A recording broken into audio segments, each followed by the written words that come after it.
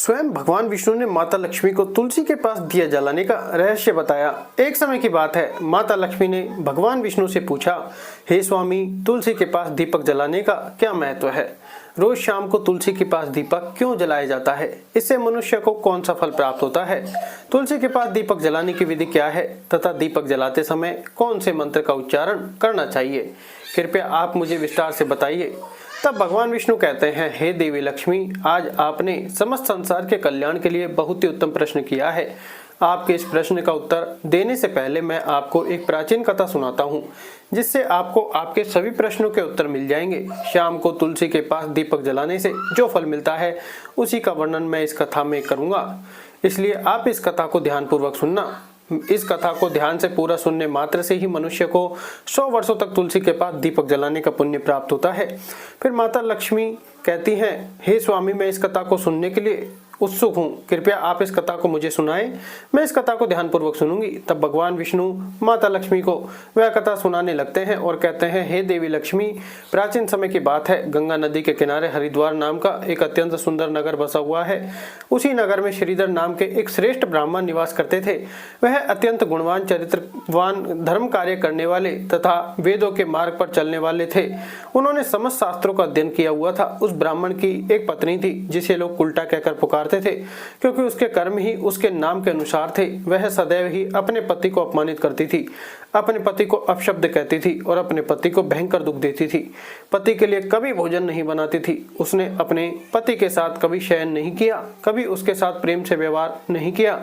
पति के मित्र और परिवार के लोग घर पर आते तो वह स्त्री उनको अपमानित करके भगा देती थी और स्वयं काम भाव से उन्मत्त होकर निरंतर अन्य व्यभिचारिणी स्त्रियों के साथ घूमती रहती थी।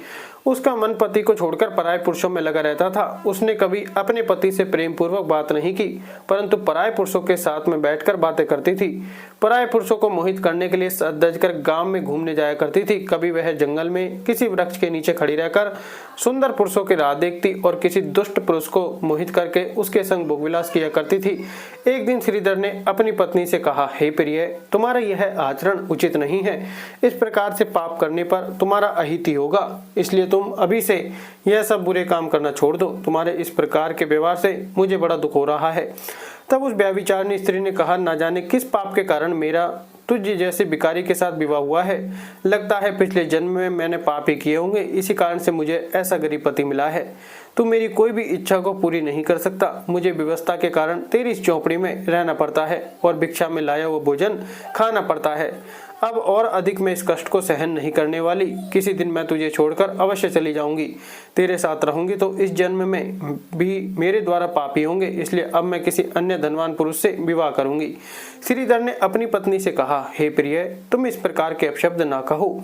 इस प्रकार से अपने पति को त्यागने का विचार मन से छोड़ दो। जो स्त्री अपने पति को त्याग कर पराये पुरुष के पास जाती है तो उसका अहित ही होता है और उसे नरक में जाना पड़ता है। उस दुराचारी पत्नी ने कहा, नरक में तो तुम्हें जाना पड़ेगा, क्योंकि तुम कोई काम धंधा तो करते नहीं हो, भीख मांग कर खाते हो और मुझे भी झूठन ही खिलाते हो। पत्नी को दुखी और असंतुष्ट रखने वाला भी नरक में ही जाता है और तुम्हारा घर कोई नरक की सजा से कम नहीं है। तुम्हारे साथ इस घर में रहने से तो अच्छा है मैं नरक में जाकर ही रहूं। इस प्रकार उस श्रीधर की पत्नी ने अनेक प्रकार के कटु वचनों से अपने पति का अनादर किया और उसे अपमानित किया। भगवान विष्णु कहते हैं, हे देवी लक्ष्मी, जो स्त्री अपने पति का अनादर करती है, जो अपने पति का अपमान करती है, उसके घर में दुर्भाग्य ही आता है। पति को छोड़कर पराये पुरुष के पास जाने वाली स्त्री को नरक में दंड अवश्य ही भोगना पड़ता है। अब आगे सुनो, उस दुराचारी स्त्री के साथ क्या होता है। एक दिन वह दुराचारी स्त्री जंगल में जाकर एक पेड़ के नीचे खड़ी हो गई। उसका चित्त काम से भरा हुआ था। वह किसी सुंदरकामी पुरुष की राह देख रही थी, परंतु वह बहुत समय बीतने के बाद भी उस जगह पर कोई पुरुष नहीं आया, इसलिए वह अत्यंत दुखी हो गई और प्रियतम की खोज में इधर उधर देखने लगी। उस दिन उसका परिश्रम व्यर्थ हो गया। वह वहां पर खड़ी होकर नाना प्रकार की बातें कहकर विलाप करने लगी और बोली कि हाय, आज तो इस मार्ग से कोई भी सुंदर पुरुष नहीं आया। अब मैं कैसे अपनी काम शांति को मिटाऊं? आज की रात कैसे बीतेगी? कौन मेरे इस सुंदर शरीर का भोग करेगा? मेरी जवानी और सुंदरता तो अकारण ही नष्ट हो रही है। कोई भी पुरुष इस सुंदर शरीर को पाने की कामना नहीं करता। अब मैं कहाँ जाऊं? कौन मुझे अपनाएगा? कौन मेरे साथ भोग विलास करेगा? मेरा पति तो मूर्ख है, परंतु अब ऐसा लगता है कि यह संसारी मूर्ख पुरुषों से भरा पड़ा है। कोई भी इतनी सुंदर स्त्री को पाने की कामना नहीं कर रहा है। मैं तो इतनी सुंदर हूँ कि देवता भी मुझे पाने की इच्छा करेंगे, लेकिन यह संसार तो पापी और तुच्छ पुरुषों से भरा पड़ा है, जो मुझे अप्सरा जैसी सुंदर स्त्री को दुर्लभ कर रहा है। हे भगवान, कोई सुंदर, बलवान और पराक्रमी मनुष्य हो तो उसे मेरे पास भेजिए। चाहे वह मेरा भक्षण ही कर लेगा तो भी मैं प्रसन्नता से उसका आलिंगन कर लूंगी। भगवान विष्णु कहते हैं, हे देवी लक्ष्मी। इस प्रकार से वह स्त्री जोर जोर से विलाप करने लगी। उसी जंगल में एक भयानक शेर निवास करता था। उस पापिन स्त्री की आवाज सुनकर वह जाग गया और दौड़कर उस स्त्री का भक्षण करने के लिए उसके पास आ गया। उस शेर का रूप अत्यंत भयानक था। उसका शरीर बड़ा ही हष्टपुष्ट था। उसकी गर्दन पर लंबे लंबे बाल थे। उसके जबड़े से लंबे और नुकीले दांत बाहर निकले हुए थे, जो किसी भी जीव को चीरने के लिए पर्याप्त थे। उसकी गहरी गर्जना उस पूरे जंगल में गूंजती थी, जिससे आसपास के सभी जीव कांप उठते थे। उस शेर का एकमात्र लक्ष्य था उन पापी और दुराचारी लोगों का भक्षण करना, जिन्हें उसकी नियति ने उसे सौंपा था। उस भयंकर शेर को अपने सामने खड़ा हुआ देखकर उस स्त्री के पसीने छूटने लगे और वह भय से थर-थर कांपने लगी। स्त्री कुछ करती इतने में ही उस शेर ने अपने पंजों से उसे घायल कर दिया और वह स्त्री जमीन पर गिर पड़ी। जमीन पर गिरते ही वह स्त्री चिल्लाते हुए कहने लगी, अरे शेर, तू किस लिए यहाँ पर आया है? मुझे क्यों मार रहा है? मैं यहाँ पर अपने प्रियतम को खोज रही थी। तू मुझे छोड़ दे। मेरा भक्षण करके तुझे क्या मिलेगा? उस स्त्री की यह बात सुनकर वह शेर कुछ देर के लिए रुक गया और हंसते हुए कहने लगा कि हे पापिनी, आज विधाता ने तुझे मेरा ग्रास नियुक्त किया है। तुझ जैसी पापिन स्त्रियों का भक्षण करना ही मेरा काम है, तभी मुझे इस शरीर से मुक्ति मिलेगी। वह स्त्री कहने लगी कि हे शेर, तुम कौन हो?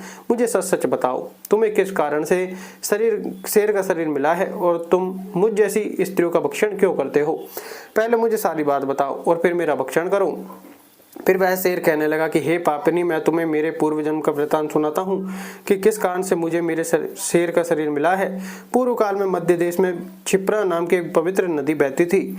उसी नदी के तट पर उज्जैनी नाम की एक नगरी बसी हुई थी। वह नगरी अपने सुंदर मंदिरों, शांत वातावरण और धार्मिक अनुष्ठानों के लिए प्रसिद्ध थी। वहाँ एक ब्राह्मण का परिवार निवास करता था। मैं उसी परिवार में जन्मा था। मेरा नाम रामदयाल था। मेरे पिता एक आदर्श ब्राह्मण थे, जो यज्ञ, हवन और धार्मिक अनुष्ठानों का पालन करते थे। उस शेर ने आगे कहा, हे स्त्री, मैंने अपनी किशोरावस्था में वेदों का अध्ययन किया और यज्ञ आदि धार्मिक कार्यों में पारंगत हो गया। लेकिन जैसे जैसे मैं बड़ा हुआ, मेरे मन में धन का लोभ बढ़ता गया। मैंने अनेक यज्ञों का आयोजन किया, लेकिन वे यज्ञ धार्मिक उद्देश्य से नहीं, बल्कि मैंने धन संग्रह के लिए किए थे। मैं उन पापियों के घर भी यज्ञ करता था जो धर्म से दूर थे, और उनके घर का भोजन भी करता था। मैंने धन के लोभ में उनके अनैतिक कार्यों का समर्थन भी किया। धर्म के मार्ग से भटकते हुए मैंने उन वस्तुओं का दान भी स्वीकार किया जिन्हें ब्राह्मण को नहीं लेना चाहिए। मेरा मन इतना लोभी हो गया था कि मैं ऋण के बहाने दूसरों से धन लेता और फिर उन्हें कभी वापस नहीं लौटाता। मैंने अनेक प्रकार के छल कपट किए और इस प्रकार पाप करते हुए कई वर्ष बीत गए। समय के साथ मेरा शरीर कमजोर हो गया, बाल सफेद हो गए, आंखें धुंधली हो गई और मुंह के दांत भी गिर गए। परंतु धन का लोभ अभी भी मेरे मन से नहीं गया और मैं पाप करता रहा। उस शेर ने अपने दुख भरे स्वर में आगे कहा, एक दिन धन के लालच में मैं फिर से नदी के किनारे गया। वहां मैंने अन्य धूर्त ब्राह्मणों के साथ मिलकर लोगों को ठगा। हम सभी ने झूठे मंत्रों का उच्चारण किया और बिना विधि विधान के ही देवी देवताओं का पूजन किया। हमारा उद्देश्य केवल अधिक से अधिक धन धान्य प्राप्त करना था। हमने लोगों को धर्म के नाम पर धोखा दिया। उस दिन मैंने काफी धन इकट्ठा किया, लेकिन उसी समय मेरे साथ एक भयानक घटना घटी। मैं उसी दिन नदी के तट पर बैठा हुआ था, तभी अचानक एक बहुत बड़ा काला सर्प मेरे पास आया और आकर मेरे पैर में काट लिया और मैं मूर्छित होकर वहीं पर गिर पड़ा। उसी क्षण मेरे प्राण निकल गए। मेरी मृत्यु के बाद यम के 4 दूत प्रकट हुए। वे काले और भयानक रूप वाले थे और उनके हाथों में जंजीरें थीं। उन्होंने मुझे पकड़ लिया और यमपुरी की ओर ले गए। यमपुरी में मुझे यमराज के सामने खड़ा किया गया। यमराज ने अपने दिव्य सिंहासन से चित्रगुप्त को आदेश दिया कि वह मेरे कर्मों का लेखा जोखा प्रस्तुत करे। चित्रगुप्त ने बड़े ही गंभीर स्वर में कहा, हे धर्मराज, यह ब्राह्मण जिसका नाम रामदयाल है, इसने अपने जीवन में घोर पाप किए हैं। इसने धर्म के नाम पर लोगों को ठगा, झूठे मंत्रों को उच्चारण करके यज्ञ किए और भगवान का अपमान किया। यह धन के लालच में धर्म से दूर हो गया। इसने कभी भी धर्म का पालन नहीं किया, इसलिए यह पापी ब्राह्मण नरक में जाने के योग्य है। फिर यमराज ने अपने दूतों को आदेश दिया और कहा, हे दूतों, इस पापी को नरक की अग्नि में डाल दो। इसके बाद मुझे नरक की भयंकर अग्नि में डाल दिया गया। कई वर्षों तक मैंने वहाँ की यातनाएं सहन की। मेरी आत्मा को भयंकर पीड़ा सहनी पड़ी। अनेक वर्षों की सजा के बाद मेरे पापों के कारण मुझे शेर का शरीर प्राप्त हुआ और मैं इस भयानक जंगल में निवास करने लगा। शेर ने अपनी कहानी समाप्त करते हुए कहा, अपने पूर्व जन्म के पापों का प्रायश्चित करते हुए मैंने संकल्प लिया कि मैं कभी भी साधु संतों या सती स्त्रियों का भक्षण नहीं करूंगा। मैं केवल उन पापी, दुराचारी और कुलटा स्त्रियों का ही भक्षण करता हूँ जिन्होंने अपने जीवन में धर्म के मार्ग पर चलकर दूसरों को दुख दिया है। मुझे विश्वास है कि ऐसा करने से मुझे मेरे पापों से मुक्ति मिलेगी और मैं इस शरीर से जल्दी ही मुक्त हो जाऊंगा। भगवान श्री विष्णु कहते हैं, हे देवी लक्ष्मी, इस प्रकार से उस शेर ने अपने पूर्व जन्म का वृतांत सुना दिया और उस स्त्री से कहने लगा, हे पापिनी, तेरे आचरण से तो उल्टा दिखाई पड़ती है। अपने पति को छोड़कर तू इस जंगल में अन्य पुरुषों के साथ भोग विलास करने के लिए आई है, इसलिए आज तू मेरा ग्रास अवश्य बनेगी। इतना कहकर उस शेर ने अपने नुकीले दांतों से उस पापी स्त्री को मारकर उसे खा लिया और फिर वह शेर उस जगह से चला गया। उस स्त्री की मृत्यु के बाद उस जगह पर यम के 4 दूत प्रकट हुए और उस पापिन स्त्री को पकड़कर यमपुरी ले गए। वहां पर उसे यमराज के सामने खड़ा किया गया। फिर चित्रगुप्त उस स्त्री का लेखा जोखा निकालते हुए यमराज से कहने लगे, हे धर्मराज, यह स्त्री तो अत्यंत पापिनी है। इसने घोर पाप किए हैं। इसने व्यभिचार किया है। इसने अपने पति की कभी सेवा नहीं की। अपने पति को भूलकर पराये पुरुषों के संग भोग विलास किया करती थी। उसके पापों को सुनकर यमराज अत्यंत क्रोधित हो गए और उन्होंने उस स्त्री को धधकती हुई अग्नि की भट्टी में डालने का आदेश दे दिया। यमराज के आदेश को सुनकर वह स्त्री अत्यंत भयभीत हो गई और फिर वह पापनी स्त्री यमराज से कहने लगी, हे धर्मराज, कृपया मुझे मेरे पापों के लिए क्षमा करें। मैंने यह पाप अनजाने में किए हैं। कृपया मुझे प्रायश्चित का अवसर प्रदान करें। यमराज कहते हैं, हे स्त्री, तुमने जो पाप किए हैं वे निंदनीय हैं। तुम्हारे पापों के लिए कोई प्रायश्चित नहीं है। जो स्त्री अपने पति का त्याग करती है, अपने पति को छोड़कर पराये पुरुष के संग विहार करती है, तो उसे निश्चित ही नरक में जन्म पड़ता है। इसलिए अब तुम्हें नरक की यातनाएं भुगतनी ही पड़ेंगी। फिर यमराज ने अपने दूतों से कहा, हे दूतों, इस पापी स्त्री को ले जाओ और इसे भयंकर नरक में डाल दो। यह उसी के योग्य है। फिर यम के दूत इस स्त्री को नरक में ले जाते हैं। फिर अनेक वर्षों तक उसे जलते हुए तेल के कुंड में पकाया गया। इस प्रकार से उसे अनेक वर्षों तक अलग अलग नरकों में डाला गया। नरक में कष्ट भोगने के बाद वह पापिनी स्त्री पुनः पृथ्वी लोक पर आकर चांडालनी के रूप में उत्पन्न हुई। चांडाल के घर में जन्म लेकर वह फिर से अनेक पाप करने लगी, व्यभिचार करने लगी, अनेक पापी पुरुषों के संग विहार करने लगी। फिर कुछ समय बाद पूर्व जन्म के पापों के कारण उसे कुष्ठ रोग हो गया और वह भयानक पीड़ा सहन करने लगी। उसका अंग अंग जलने लगा। उसके हाथ और पैरों में भयंकर पीड़ा होने लगी। इस दुख को सहन करती हुई वह दिन बिताने लगी। फिर एक दिन वह तीर्थ में स्नान करने के उद्देश्य से चली गई।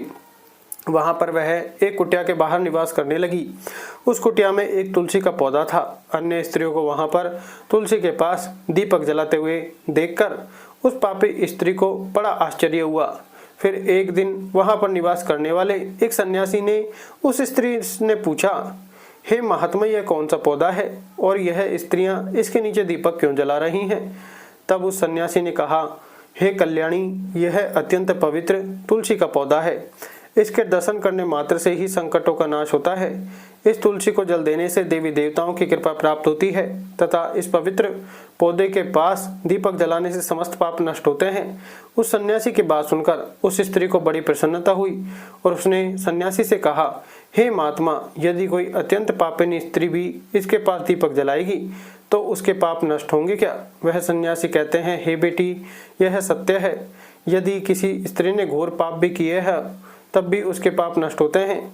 उसके सभी जन्मों के पाप भी तुलसी के पास दीपक जलाने से नष्ट होते हैं। परंतु हे बेटी, तुम कौन हो और किस कारण से यह प्रश्न पूछ रही हो?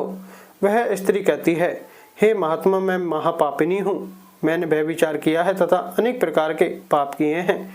मेरे पापों के कारण ही मेरी ऐसी दुर्दशा हुई है। कृपया मुझे मेरे इन पापों से मुक्ति का उपाय बताइए। सन्यासी कहते हैं, हे बेटी, अब से तुम नित्य इस तुलसी के पास दीपक जलाओ, तुम्हारे समस्त पाप और दोष समाप्त हो जाएंगे।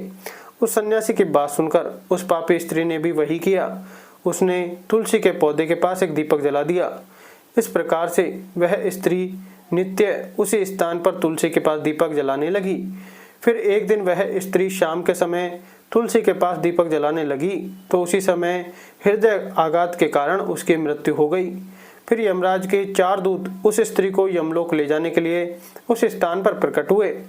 जैसे ही यम के दूत उस पापी स्त्री को पाशों में बांधकर ले जाने लगे तो भगवान विष्णु के 2 पार्षद उस स्थान पर प्रकट हुए।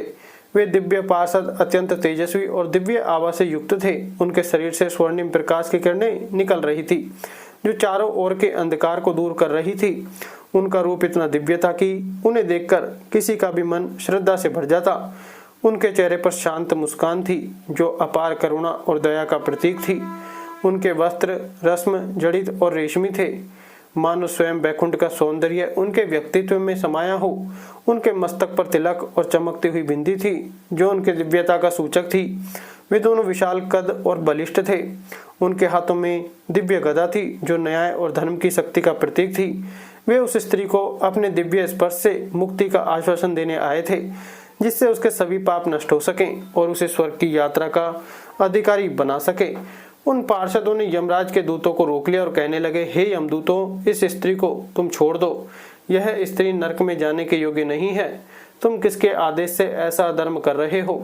फिर यम के दूत कहने लगे, हे पार्षदों, हम यमराज के आदेश से इस पापी स्त्री को उठाकर ले जा रहे हैं, परंतु आप हमें किस कारण से रोक रहे हो? यह स्त्री अत्यंत पापी है, हमें इसे नरक में ले जाने की आज्ञा मिली है। यह सुनकर भगवान विष्णु के पार्षद मुस्कुराए और बोले, हे यमदूतों, तुम सत्य बोलते हो, लेकिन इस स्त्री का एक ऐसा पुण्य भी है जो इसके समस्त पापों को मिटा चुका है। क्या तुमने देखा नहीं कि उसने अपने जीवन में संध्या के समय तुलसी के समीप दीपक जलाया है? यमदूतों ने चकित होकर पूछा, हे पार्षदों, क्या केवल तुलसी के समीप दीपक जलाने से इसके समस्त पाप नष्ट हो सकते हैं? भगवान विष्णु के पार्षदों ने गहन दृष्टि से यमदूतों की ओर देखा और समझाया, तुम इस बात को नहीं समझते। तुलसी भगवान विष्णु की परम प्रिय है और जो भक्त श्रद्धा और भक्ति से तुलसी के समीप दीपक जलाता है वह भगवान विष्णु की कृपा का पात्र बन जाता है। संध्या के समय दीपक जलाने का पुण्य अनंत गुना बढ़ जाता है और यह न केवल उसके पापों को नष्ट करता है बल्कि उसे स्वर्ग का अधिकारी भी बनाता है। इस स्त्री ने सत्य मन से तुलसी का पूजन किया और दीपक जलाया, इसी कारण इसके सारे पाप जलकर राख हो चुके हैं। अब यह नरक में जाने के योग्य नहीं है। यमदूतों ने अपने हाथ जोड़कर कहा, हे पार्षदों, आप सत्य कह रहे हैं। हमें इसकी भक्ति के बारे में जानकारी नहीं थी। यदि यह भगवान विष्णु के प्रिय भक्त है तो इसे हम कैसे नरक में ले जा सकते हैं? भगवान विष्णु के पार्षदों ने मधुर स्वर में कहा, हे यमदूतों, अब तुम वापस लौट जाओ। इस स्त्री ने तुलसी की सेवा की है। यह उस दीपक की रोशनी में अपने सारे पापों को भस्म कर चुकी है। अब इसे विष्णु लोक में ले जाया जाएगा जहां पर इसका स्वागत होगा। अब यह स्वर्ग की अधिकारी बन चुकी है। पार्षदों की बात सुनकर उन यमदूतों ने उस स्त्री को उसी स्थान पर छोड़ दिया और यमलोक लौट गए। वहां जाकर उन्होंने यमराज को सारा वृतांत सुना दिया। फिर भगवान विष्णु के पार्षद उस स्त्री को दिव्य विमान में बिठाकर स्वर्गलोक ले गए। भगवान विष्णु कहते हैं, हे देवी लक्ष्मी, इस प्रकार से तुलसी के पास केवल दीपक जलाने मात्र से ही मनुष्य के सभी पाप नष्ट हो जाते हैं। जो स्त्री नित्य शाम को तुलसी के पास दीपक जलाती है वह सौभाग्यशाली बनती है। उसके पूर्व जन्मों के सभी पाप नष्ट हो जाते हैं। उसे सुख समृद्धि की प्राप्ति होती है। रोज तुलसी के पास दीपक जलाते समय इस मंत्र का उच्चारण करना चाहिए, ओम सुभद्राय नमः। भगवान विष्णु कहते हैं, हजारों अमृत के घड़ों से नहलाने पर भी मुझे इतनी तृप्ति नहीं होती है जितनी मनुष्य के द्वारा तुलसी का एक पत्ता चढ़ाने से प्राप्त होती है। 10,000 गोदान से जो फल प्राप्त होता है वही फल तुलसी पत्र के दान से पा लिया जाता है।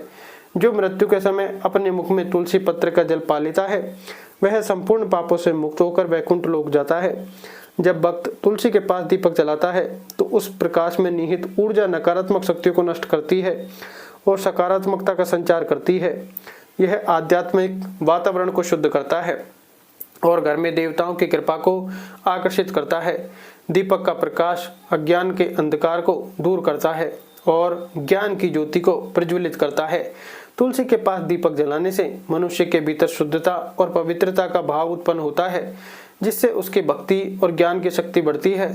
प्रतिदिन संध्या के समय में तुलसी के पास दीपक जलाने के समय ओम नमो भगवते वासुदेवाय मंत्र का जाप करना चाहिए। यह मंत्र घर की नकारात्मकता को दूर करता है और भगवान विष्णु की कृपा को प्राप्त कराता है। धन्यवाद।